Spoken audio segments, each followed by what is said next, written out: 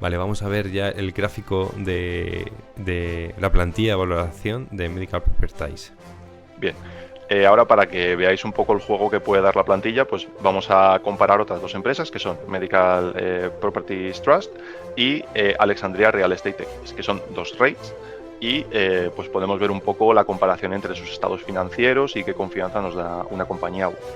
En el caso de estas dos plantillas, son una versión ligeramente modificada para REITs, que para quien no lo sepa, son una especie de... son empresas un poco particulares porque se basan en el negocio inmobiliario, entonces los ratios que se aplican a estas empresas varían un poquito.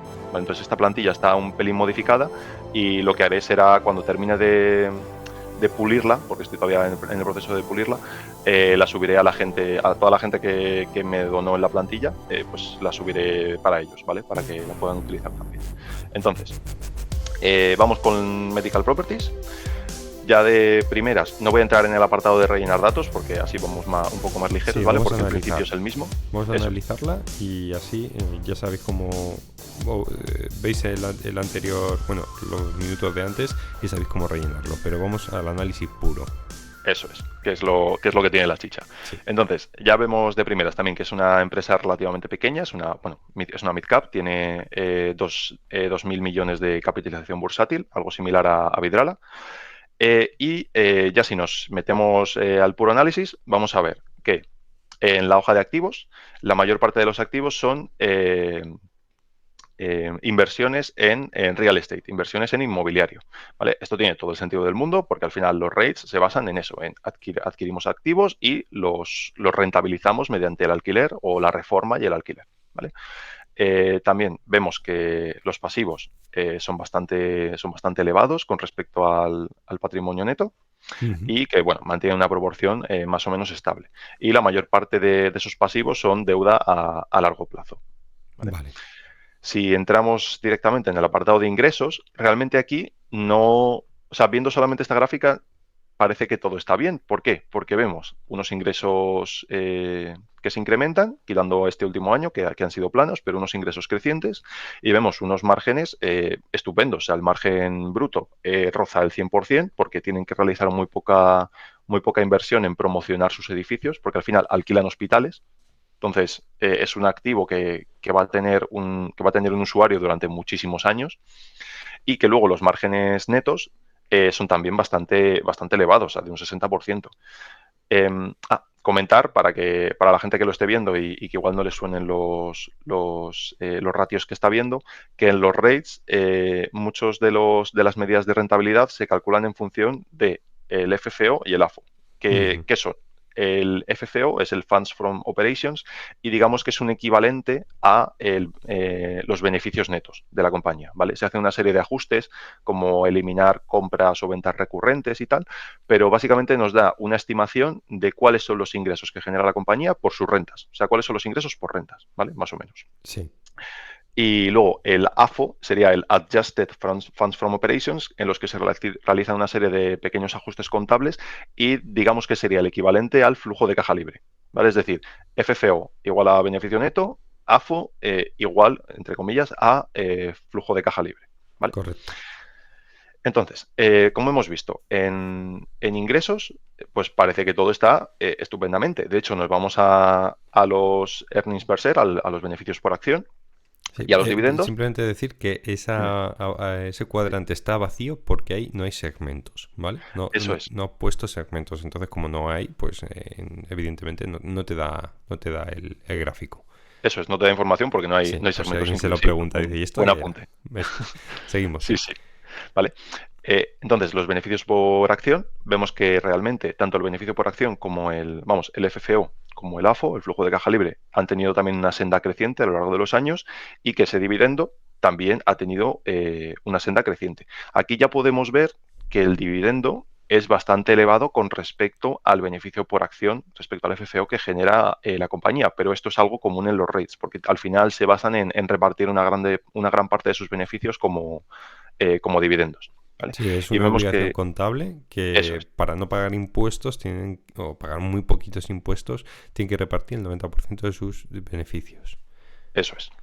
Y vemos que realmente el payout es elevado en parte por eso, porque tienen que repartir muchos de sus beneficios como dividendos, pero tampoco tiene unos valores desorbitados. O sea, un 75%, un 70% de payout para un rate está muy bien, realmente. Sí. Y de payout respecto al AFO, ¿vale? No respecto al beneficio por acción. Ujú. Entonces, ¿cuál es el problema que tiene Medical? O sea, hasta aquí, de hecho, o sea, te puede parecer estupenda la compañía. ¿Cuál es el problema? Cuando entramos en el apartado de deuda, ¿vale? Que por eso yo lo tengo en un apartado distinto, para tenerlo bien separadito. Entonces, ¿qué podemos ver? Primero, que la deuda de Medical Properties ha crecido a un nivel astronómico. O sea, de hecho, tiene 10 millones perdón, 10.000 millones de deuda para una empresa que capitaliza 2.000 millones. O sea, o sea, es una Sí. barbaridad. Tiene 5 veces más deuda que capitalización bursátil, ¿vale? Esto ya es un primer aviso de peligro, o sea, de cuidado. Sí. Luego, por otro lado, podemos ver que el ratio de deuda neta FFO es elevadísimo, o sea, son 10 veces, o sea, esto es una barbaridad, sobre todo si lo comparamos con Vidrala, que habéis visto que era un 0,6 o un 0,3, algo así, ¿vale? O sea, es normal que los rates tengan un poco más de deuda, porque al final su modelo pues, se basa mucho en financiarse con deuda, pero es que esto es exageradísimo, o sea, es una barbaridad. ¿Vale? O sea, aquí ya son cosas que te llaman mucho la atención y te dicen peligro. Pero es que luego, si te vas al ratio de cobertura de intereses, es que vemos que es en el último año fue de 2 veces, 2,63 veces beneficios. O sea, esto quiere decir que te viene un mal año o lo que sea y no eres capaz de, De de- cubrir de la cumplir con deuda. tu deuda, Claro. ¿vale? Sí, O sea, fíjate esto, que si lo comparamos con Vidrala, el gráfico este, o sea, las curvas, están totalmente al contrario. eso es, ¿vale? O sea, esto ya, si pudiera ponerle que se pusiera de color rojo y destellara en color rojo, al ver esto lo haría en la plantilla, Sí, te ¿vale? explotaría la pantalla, sí. Total. De hecho, en una situación normal, yo he de decir que yo aquí dejaría o sea, con lo que ya sé ahora, yo dejaría de analizar la empresa y diría a otra cosa. O sea, no me merece la pena este nivel de riesgo para una empresa. De hecho, he traído aquí Vamos he a verlo. incluido información suplementaria, es decir, sí, eso iba a decir. Los rates publican en sus informes anuales una información suplementaria sobre el calendario de la deuda, ¿vale?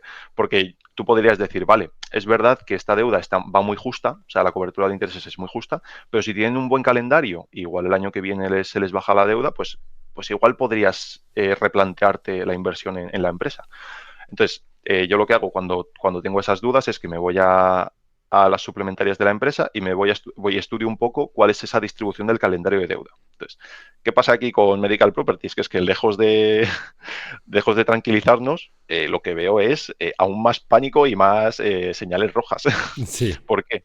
Porque, vale, si nos fijamos en la distribución del calendario de deuda, estos son los años desde aquí hasta 2031, y esto es la deuda que les vence, ¿vale? Lo de esta columna. Y sí, esto la total representa debt es lo que le vence, exactamente. Sí, los vencimientos de deuda en los próximos años. Y esto, el porcentaje de deuda que les vence respecto al total de deuda que tienen. Entonces, podemos ver que en 2024 les vencen 944 millones, lo cual, si volvemos a la hoja, aquí, podemos ver que, bueno, que igual o sea, eso se puede hacer frente a ese pago. Si nos vamos al AFO total, pues sí, esto lo podrían pagar, ujú. ¿vale? O sea, justitos, ¿vale? Justitos porque generaron 1.000 millones de AFO, pero se puede pagar. Pero el problema es en los siguientes años. O sea, Claro, es que, vamos a darle la explicación. Se generan 1.000 millones de AFO en el 2024 y hay que pagar 944. O sea, vale, lo puedes pagar, pero vamos a ver qué es lo que pasa 2025, 2026, que es donde está la chicha, y 2027. claro, es que en 2025, o sea, a partir de 2025 tienen en años consecutivos vencimientos de 1.300, 1.400 millones, 2.500 millones y 1.600 millones. O sea, es que eso no hay AFO que lo cubra. O sea, eso Claro. no hay forma de pagarlo. Y ya sin contar dividendos, que los dividendos o sea, sería una cosa aparte que se restaría del AFO disponible. O sea, es que realmente esto, o sea, tú cuando ves esto, ¿qué es lo que ves? Pues quiere decir que esto lo van a tener que refinanciar a, a muchísimos, vamos, A 20 o a 30 muchos más años años adelante. vista y ya veremos con qué condiciones. Eso es, pegar la patada hacia adelante y ya veremos cómo lo apañamos. ¿Qué pasa? Que además ahora estamos en un entorno de tipos altos, entonces esta deuda, a ver cómo la financian, a qué tipo de interés, o sea, esto les va a lastrar muchísimo durante muchos años. Y es que si bajamos un poquito más por aquí, yo creo que está la distribución de la deuda. Sí, eso es. Y el 90% es fija, pero tenemos aquí un 11% de esa deuda que es variable, lo cual quiere decir que ahora esa deuda también, o sea, seguramente esta deuda se haya incrementado algo más con Sí, el aumento de los tipos de interés, sí, ¿vale? eso Parte de es. esta deuda. O sea, son luces rojas por todos sitios, Y ¿vale? luego vamos a ver también si quiere los tenants, Eso es, sí. los Eh, propietarios, bueno, los que alquilan. Sí, eso es. Si bajamos por aquí, sí, otra cosa, como bien has dicho Ismael, me gusta fijarme en los propietarios de sus instalaciones. Eso es. Y mira, si bajamos por aquí, aquí tenemos la información de revenues by operator. O sea, esto es Ujú, va por cada empresa a la que tiene alquilada.